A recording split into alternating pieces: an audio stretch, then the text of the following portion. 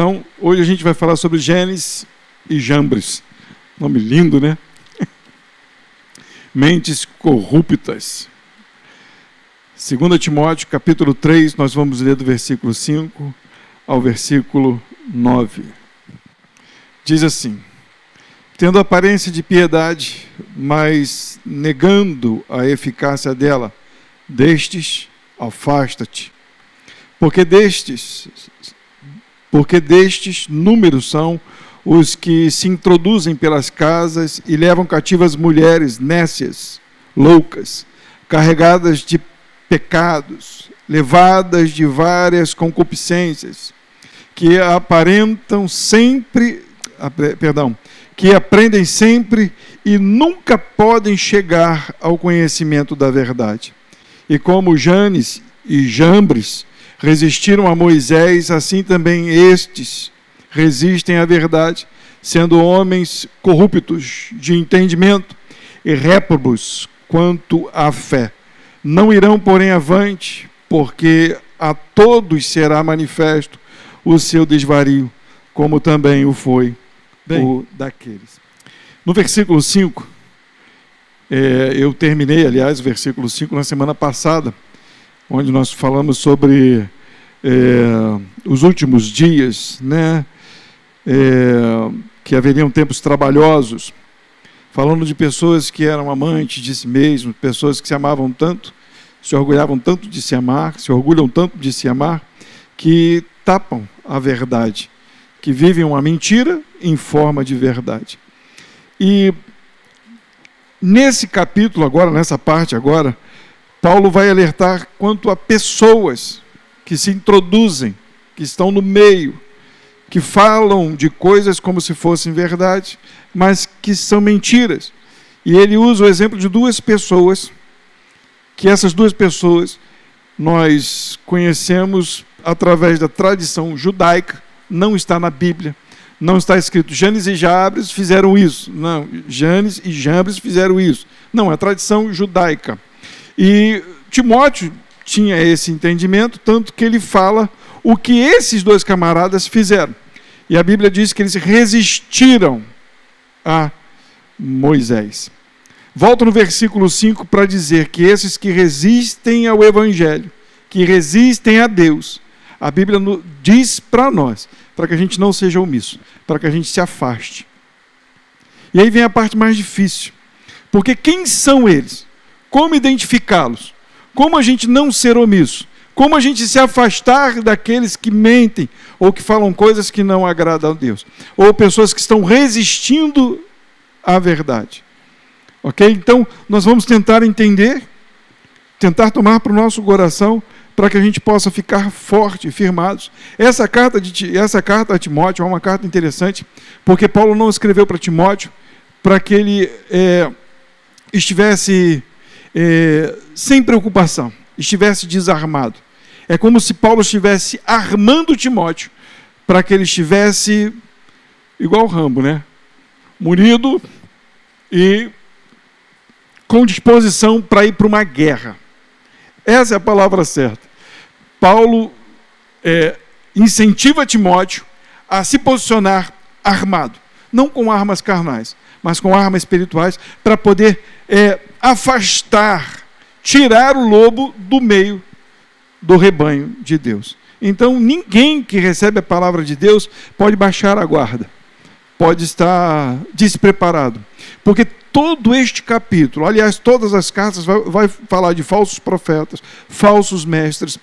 Praticamente a Bíblia toda vai nos alertar quanto a isso. E o que a gente vai fazer? Vai ficar, tá bom, deixa para lá, é só um assuntinho aqui, outro ali. Não, ele manda a gente ficar esperto. E Paulo diz para se afastar deles, se afastar. Esse se afastar é não permitir que esses entrem e causem danos à congregação, às ovelhas, ao rebanho de Deus. Ok?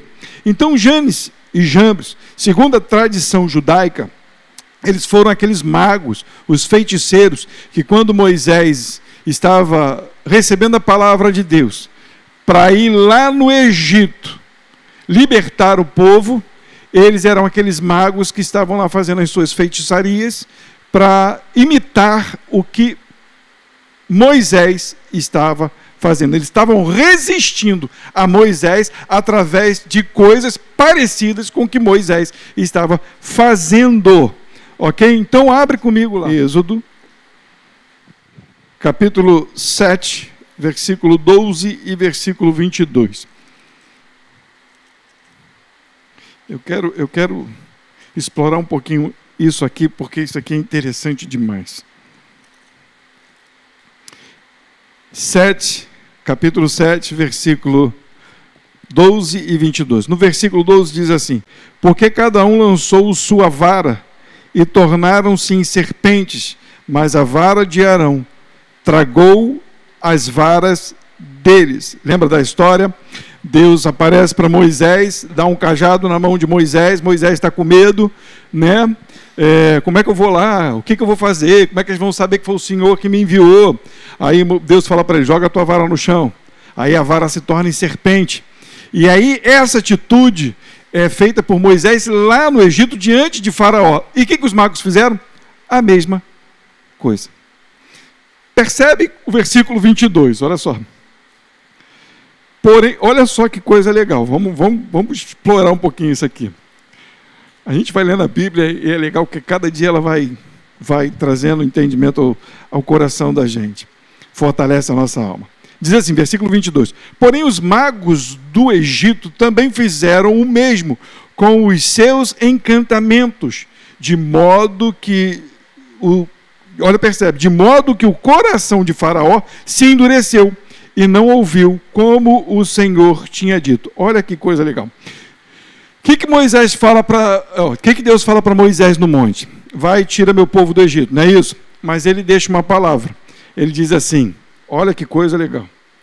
Eu vou endurecer o coração de Faraó. Não foi isso que Deus fala para Moisés? Olha, Moisés, você vai para uma missão, mas entenda, eu vou endurecer o coração de Faraó. Percebe a gente? Imagina, Deus fala para a gente: você vai lá naquela casa, ou vai em fulano, vai em ciclano, você vai falar, mas eu vou endurecer o coração dele. Pô, tu já deve ficar assustado, né? Mas de que forma Deus iria endurecer o coração de Faraó? Percebe? Ele lança a vara no chão, ela se torna em cobra. Os deuses do Egito fazem a mesma coisa. Faraó endurece o coração. Os meus deuses são iguais ao seu Deus. Não tem diferença nenhuma. O que você fez, eles também fazem. Qual é a diferença?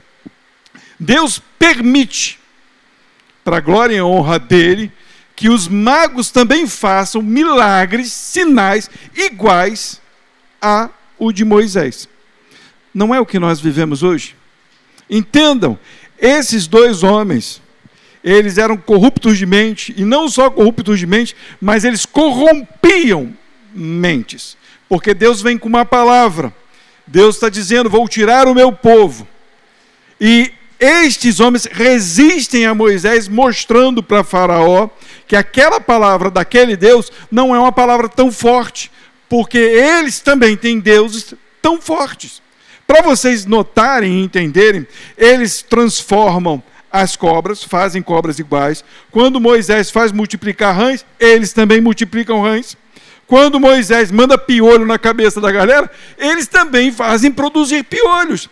E não só isso, quando as águas se tornam em sangue, eles também estão lá, fazendo com que águas se tornem em sangue. Qual é a diferença do Deus do Egito para o Deus de Israel? Uma, simples, porque não existe Deus no Egito, porque Deus disse que Faraó teria o coração endurecido. Deus permitiu com que os encantamentos daqueles homens fossem e acontecessem, para que a glória de Deus fosse manifesta, para que Deus mostrasse o seu poder na vida de Faraó, na vida do seu povo, e para que o povo entendesse que só existe um Deus, que é Senhor de todas as coisas, porque Deus não está brigando com o mal, de disputinha. Vem cá, Satanás, pá, pá, pá, pá. Aí vem o outro lá e dá tiro para cá. Não tem essa briga, tipo videogame, essas coisas, não existe. Deus é Senhor de todo principado e potestade. Ele já diz e permite aquilo que é para a honra e louvor e glória dele. Isso é ponto, isso é fato, a gente não precisa nem discutir isso. porque Deus disse isso. Ponto. Mas a questão é, quem está ouvindo a voz daqueles que estão resistindo a Deus? O problema está aí. Primeiro, quem está dando ouvidos pode estar tendo seu coração e a sua mente corrompida. Porque Faraó ouviu, e não só Faraó, mas muitos que saíram com Moisés quiseram voltar para o Egito. Por causa de quê? Simplesmente porque lá a comida era boa? Então, essa mensagem que Paulo está trazendo para nós, é dizendo para nós que muitos vão vir com sinais iguais, semelhantes, parecidos, com palavras iguais, semelhantes, parecidas, mas que não são de Deus. É o versículo 5 que nós lemos lá em... Não precisa abrir não, Lúlia. Nós já lemos ele, mas que está lá na segunda carta de Timóteo. Eu vou abrir aqui para eu não me perder. Né? Ele fala, tendo aparência de piedade, mas negando a eficácia dela. Destes, afasta-se. Quando se fala de piedade lá na Bíblia, não é simplesmente o fato de se piedar por alguém. É de entender a piedade. A piedade é o Deus que veio em carne. O Cristo que se manifestou. A bondade de Deus sobre a vida da humanidade. É essa piedade. Eles até parecem que entendem, mas na verdade eles não creem. A Bíblia fala, nós lemos na semana passada, lá em Romanos, que eles viram, entenderam que era Deus que fez todas as coisas, mas não honraram a Deus, e por isso Deus os entregou às paixões os seus desejos, entregou os seus desejos. Tudo viram que foi Deus quem fez, mas não honraram a Deus, então Deus os entregou, para que se desonrassem entre eles mesmos, entre os seus corpos. Ok? Então, eles parecem que são, mas não são. Destes, afaste-se. Então, Janes e Jambres corromperam, eles ajudaram, eles corroboraram para que o coração de Faraó se endurecesse. Tá ok? Até aí tranquilo. Agora no versículo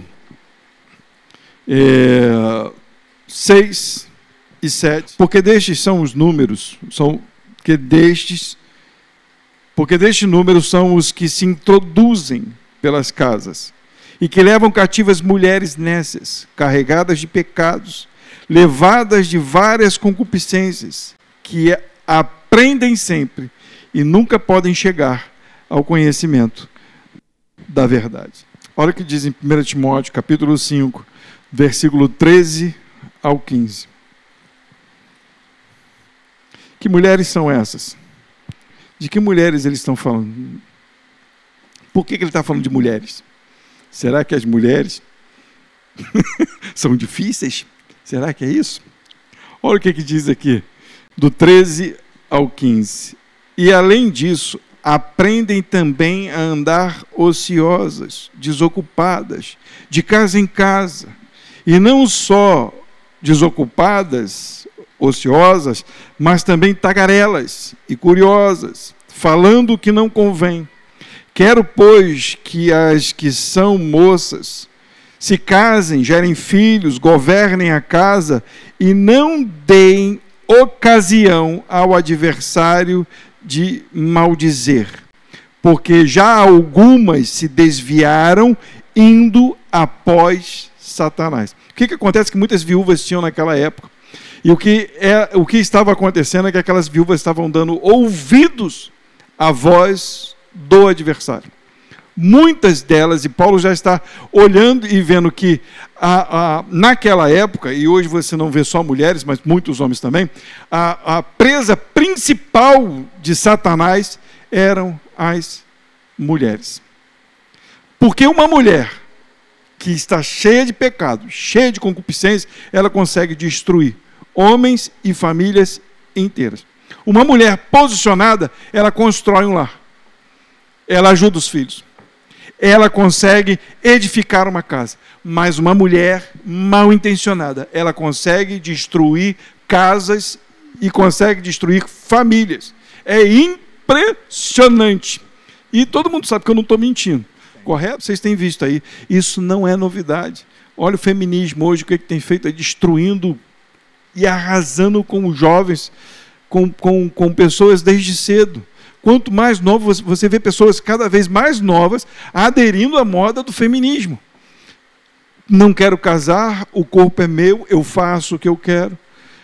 E o engraçado, vamos voltar para a palavra, é que alguns falsos profetas, eles têm ido de encontro a esses corações pecaminosos, pervertidos, loucos, porque a Bíblia chama de nécios, são loucas, são... Como é que ele fala aqui? Calma aí, para não me perder aqui, fala besteira. Não, lá no capítulo 2 novamente. No versículo 3 diz assim, ó, mulheres nécias, é isso mesmo, carregadas de pecados. Esses homens, eles têm ido de encontro a esses corações, e a gente tem visto isso, de encontro a mulheres que não têm a responsabilidade do lar, não tem sobre ela a autoridade de um marido, e tem visto mulheres se desviando de uma forma diabólica. Tem sido levada por homens que conduzem elas por caminhos estranhos. Esses homens, eles têm a capacidade de introduzir mentiras como se fossem verdade. E essas pessoas, essas mulheres, até homens, estão tão carregados de pecado que quando eles ouvem esta palavra de resistência contra Deus, eles se voltam para a mentira, dizendo que aquilo é verdade. Nós temos visto assim um monte de gente indo após a mentira. Por isso que Paulo escreve esta carta para Timóteo, para trazer a gente o entendimento do que é necessário a gente fazer. É tirar, é afastar, é não permitir, é não deixar com que essas coisas entrem no meio da igreja para que perverta o coração dos irmãos. E não só isso, mas de também a gente lutar, ter a capacidade de dizer, é errado, não pode, isso é falso, isso é mentiroso. Eu falo disso porque quantas vezes a gente é omisso.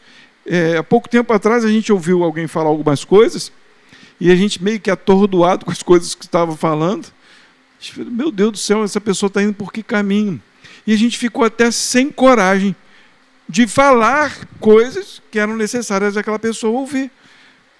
Porque a gente, tipo assim, o que a gente vai falar para essa pessoa? Se enveredou por um caminho completamente estranho. Está praticamente arruinando sua família. Não está debaixo de autoridade de Deus. Porque às vezes eu quero aliviar a palavra, mas Deus fez o homem como cabeça da mulher, tendo Cristo como cabeça do homem. Por que isso? Parece algo de imposição. Não! Isso é para dizer que Deus está no controle da vida do casal, da vida da família. É por isso.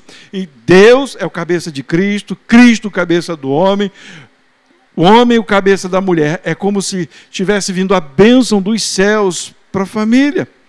E isso está sendo perdido, como se a mulher estivesse assim, eu não vou obedecer. Não é a questão de obedecer, é de ser sujeito, é de submissão, é de ter a missão de estar junto, companheira, de pertencerem ao mesmo batalhão, de lutarem pelo mesmo, pela mesma, como que fala?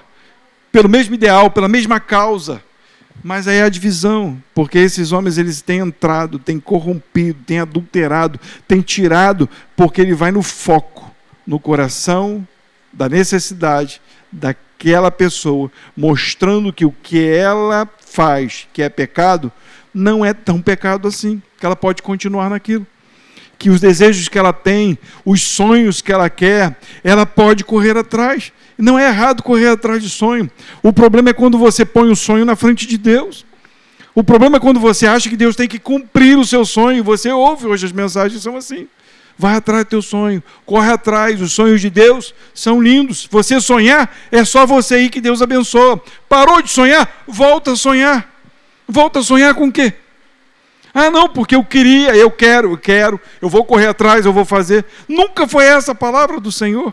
O que Deus deposita no teu coração, corre atrás, vai e faz. Mas é porque Ele deu a você a fazer. E com certeza você vai chegar lá. E tudo o que você deve fazer é honrar e glorificar a Deus. Esse é o fato, mas a questão é que eles têm entrado e têm colocado o homem numa posição que ele não deve estar, numa posição de autoridade. Eu sou, eu faço, eu quero. A hora que eu quiser, acontece. Eu sou poderosa, eu sou... Como é que as mulheres estão falando? Empoderada. Você tem visto, tem sido horrível. E a Bíblia foi escrita, essas coisas foram escritas há um monte de tempo atrás. E elas são tão reais para a gente hoje. Gente... Não permita que aqueles que corrompem, que foram corrompidas suas mentes, corrompam os nossos corações. Não permita de forma nenhuma isso. Êxodo.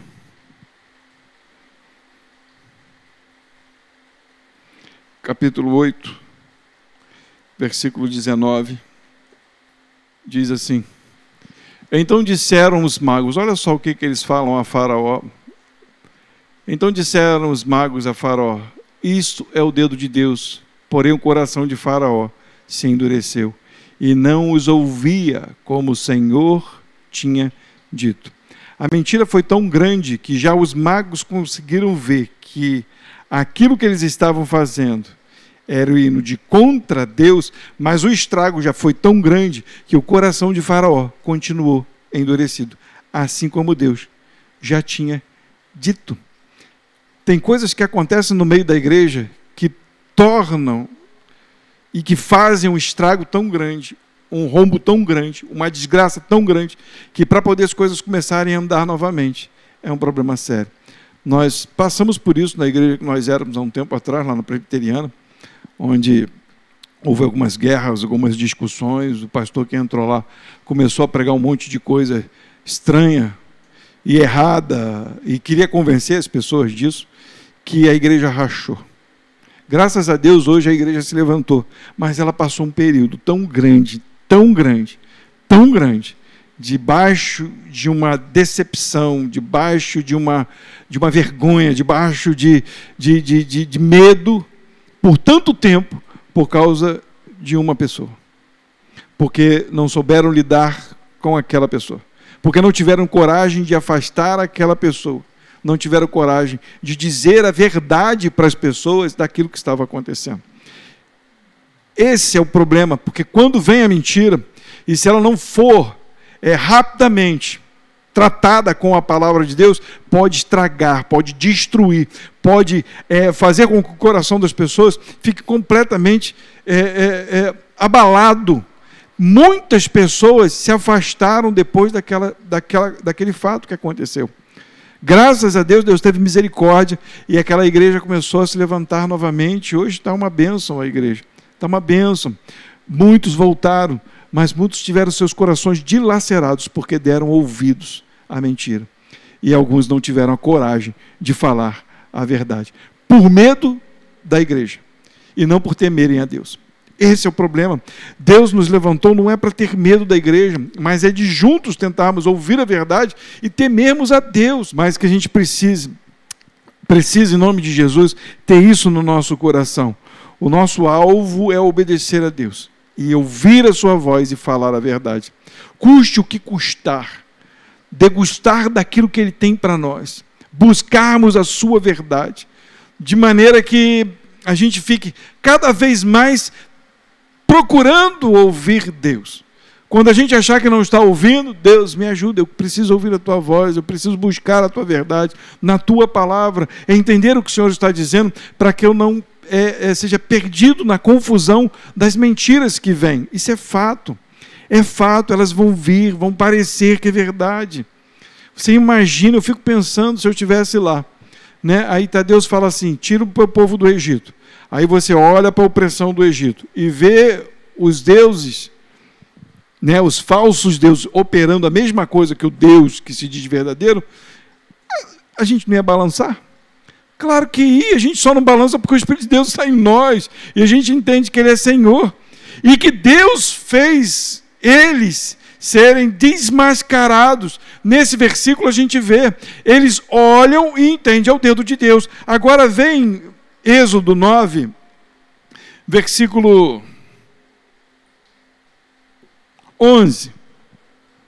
Versículo 9 diz assim: de maneira que os magos não podiam parar diante de Moisés por causa da sarna, porque havia sarna nos magos e em todos os egípcios. Deus, até um certo momento, está permitindo eles fazerem igualzinho.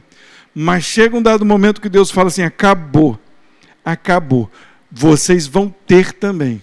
E aí eles começam a perceber que não existe Deus maior do que o nosso Deus. Quando o povo está para sair, todos eles começam a abençoar o povo de Deus, tipo expulsando: sai daqui, porque o Deus é todo poderoso, se vocês continuarem aqui, nós vamos morrer. Entende o que está acontecendo? Olha no 2 Timóteo, no versículo 9, que diz lá, capítulo 3, diz assim: e não irão, porém, avante, porque a todos será manifesto o seu desvario, como também o foi o deles, a sua insanidade mental, a sua demência.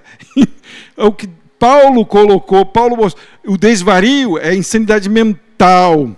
Esses camaradas que deturpam e que se fingem conhecedores da ciência, se fingem conhecedores da verdade e que deturpam, um dia vai ser revelado o seu desvario, a sua demência. Mas a palavra que eu quero deixar para a gente hoje é: entendam as coisas, ouçam com cuidado tudo que se fala.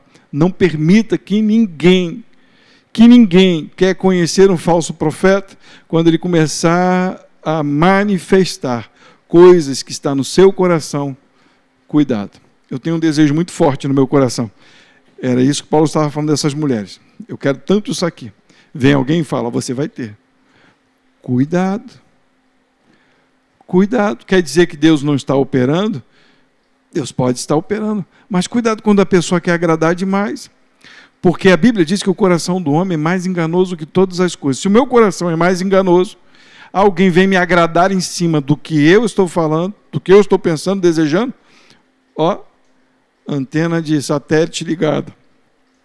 Porque o que Deus quer corrigir em nós são as nossas emoções, os nossos desejos, nossas concupiscências. É o que vem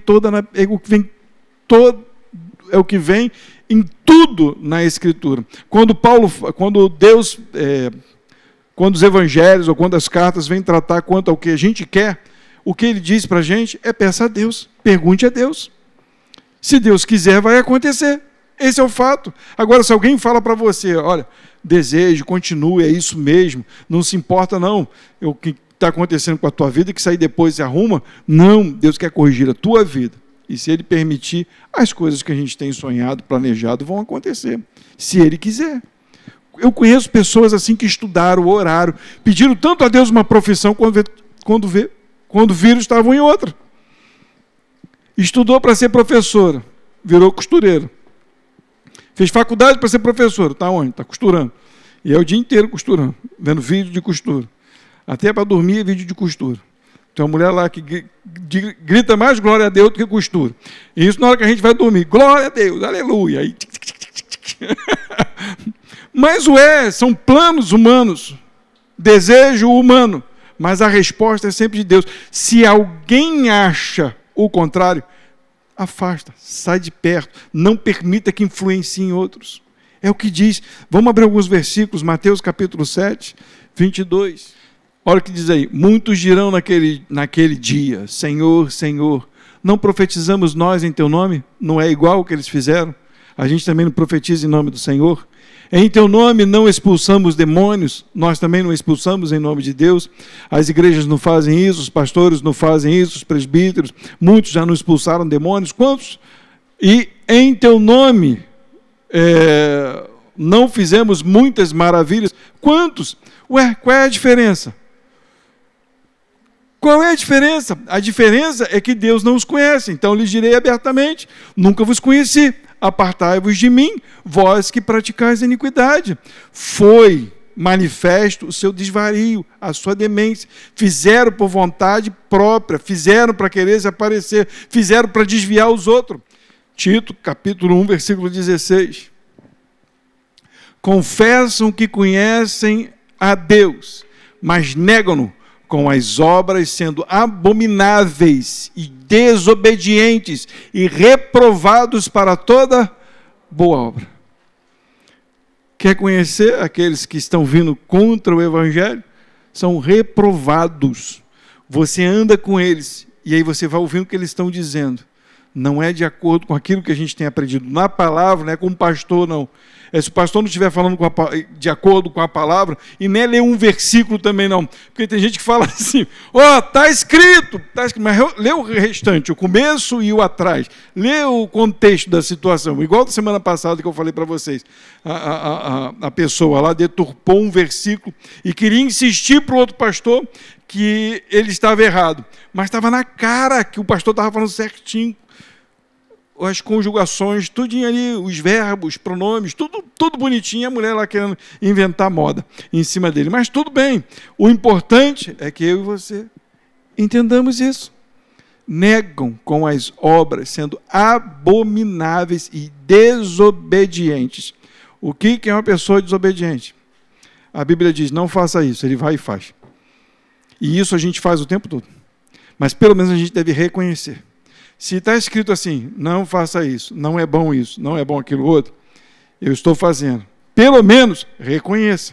Agora, se você fala, não é bem assim, não, porque naquela época, não, porque você é um desobediente, abominável. Entendeu? Não é abominável das neves, não, é abominável quanto à fé, quanto à palavra. 2 Pedro, capítulo 2, versículo 1. E também houve entre o povo falsos profetas. Olha, vocês vão ver isso na Bíblia o tempo todo. Como entre vós haverá também falsos doutores que introduzirão encobertamente heresias de perdição e negarão o Senhor que os resgatou, trazendo sobre si mesmo repentina perdição. Eles encobrem com heresias. Vai lá, igual uma cobrinha, né? Quando você vê, vai lá e te morde. Mas esses que te mordem, sobre eles virá repentina perdição. O que a gente deve fazer? Não resistir a Deus. Para nós, a aplicação. Não os ouvir, se afastar. Existe um texto que eu gosto muito, abre lá para mim, Atos, capítulo 11, versículo 17 e 18. Não resistir a Deus, de maneira nenhuma. Não resistir a Deus. Era para todos os povos. A bênção, a escolha, a graça viria sobre todas as nações, e ela veio. E aí Paulo diz assim, Pedro, não, só vendo lá em cima, acho que é Pedro, né? Portanto, se Deus lhe deu o mesmo dom que a nós, que é o Espírito Santo, quando havemos crido no Senhor, o Espírito veio sobre eles, né? E eles creram e eles entenderam quem era Jesus. Quem era então eu? É isso, Pedro falando lá de Cornélio. Para que pudesse resistir a Deus. Entenderam? Olha o que está acontecendo. O evangelho foi pregado aos gentios.